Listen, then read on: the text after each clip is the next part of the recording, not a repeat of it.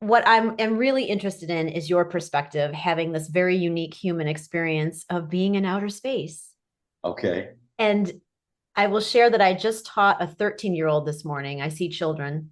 And I Yes. said, hey, I'm meeting with an astronaut. What would you like to know? If you could ask him a question. And this is his question. I wrote it down. He said, I want to know what it's like to look around and see how small you are, both physically and at a deep level. How little you matter in the grand scheme of things, but how much you feel like you can matter.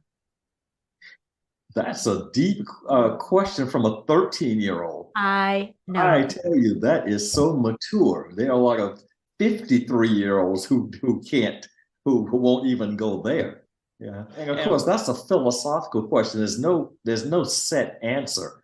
And in asking that question, he or she, whichever one it was, they've already answered it. They've answered the question themselves. And the answer is yes, you are small when you look around. And that's what struck me about seeing the Earth from space, how small the Earth is and how fragile it looks. When we're on Earth or even in an airplane, the highest airplanes you can fly, you can only see to the horizon. But when you're in space, you see out past the horizon. You see all this other stuff out there, and then it's driven home to you just how small the Earth is, how finite and how fragile it is, and how small each and every one of us is in the total scheme of things. The Earth is just a little speck of dust, but it's important to us because it's home. You know, that's where we live and that's where we survive. So it gave me a sense of wishing that we could do a better job of taking care of the Earth, and not so much being. I think we want to be good conservationists, good stewards of the earth. We want to keep it clean. We want to conserve. We want to take care of it, but we don't have to be nutty. You know, I'm not one of those people that say you can't eat beef, you can't drive a car, you can't. No, the resources that are to be used, that they can be used in a clean and renewable manner. I mean, we can use our resources an appropriate manner so that we reap the benefits without doing the harm.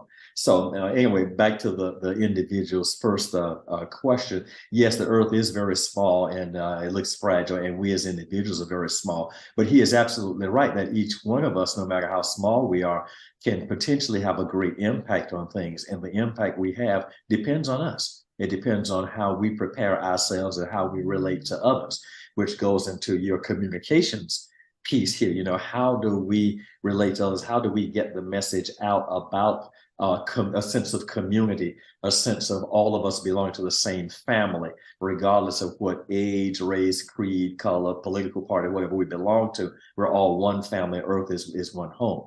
How can each of us play a role in making that impact?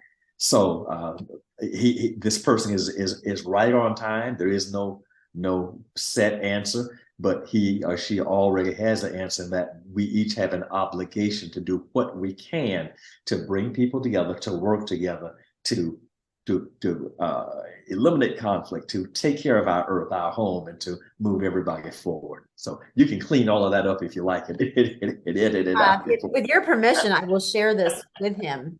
Absolutely. Okay, Yeah. and his name is Cooper. Cooper. All right. Cooper, Sounds good. yeah. Oh, what a treat for him. Okay, and for me.